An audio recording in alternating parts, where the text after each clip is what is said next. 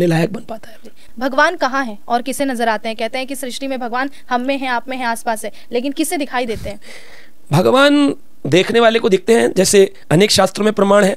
हरि व्यापक सर्वत्र समाना, गोसाई जी ने कहा, तुलसीदास जी ने, हरि व्यापक सर्वत्र समाना, प्रेम से प्रकट हो ही मैं जाना।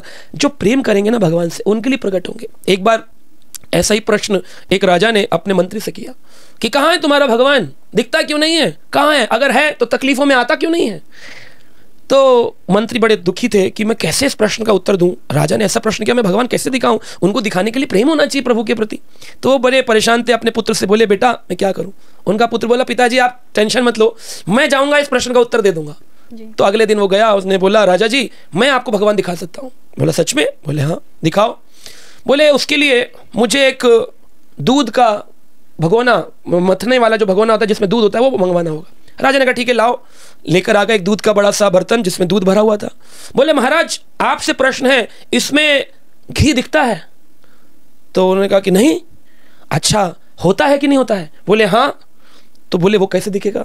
बोले वो तो जब मथेंगे तब दिखेगा। बोले बस उसी प्रकार से जैसे इस दूध में घी होता है पर दिखता नहीं है, वैसे ही प्रभु हरि व्यापक सर्वत्र समाना, सब जगह समान रूप से व्यापक है, लेकिन प्रेम से प्रकट हुई में जाने। जब प्रेम रूपी भजन का मंथन होता है, जब व्यक्ति हरि नाम का जाप करता है, अपने हृदय को शुद्ध करता है गीता भागवत के माध्यम से, तो मन का जब मंथन होता है ना, तो वो प्रभु इसी कण से विश्व के हर अणु में जो विराजमान है विष्णु, वो प्रकट हो जाते हैं। प्रहलाद के लिए खंबे से प्रकट हो गए।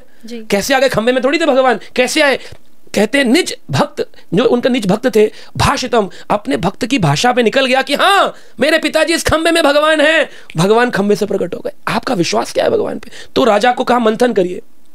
राजा बोला अच्छा, तो ये बात समझ में आ गई। बोले तुम्हारा भगवान करता क्या है? चलो मान लिया भगवान है, मंथन से करता क्या है? बोले उस प्रश्न के उत्तर के लिए मुझे आपकी गद्दी पर बैठना होगा और आपको यहाँ आना होगा। बोले ये कैसी धूर्तता है?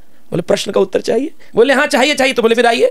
तो राजा जी नीचे आ गए और मंत्री का पुत्र जो था ऊपर जाकर गद्दी में बैठ गया। बोला बस हमारा प्रभु यही करता है। बोला वो क्या? बोले एक पैर में किसी को गद्दी से उठाकर नीचे का फकीर बना देता है और कभी किसी को फकीर को उठाकर राजा की गद्दी पर बिठा देता है। ये हमारा प्रभु करता है। दिखता नहीं है परंतु सर्वत्र व्याप्त है और सारे काम कर रहा है। अगर आप प्रेम करेंगे तो आपको दिखेगा। भगवान का एक अवतार है नाम अवतार, नाम के रूप में प्रभु कलयुग में अवतरित हुए। कली काले नाम रूप है कृष्णत्व अवतार। इसलिए गोसाई जी ने भी कहा कलयुग केवल नाम आधारा, सुमिर सुमिर नर उतरहि पारा।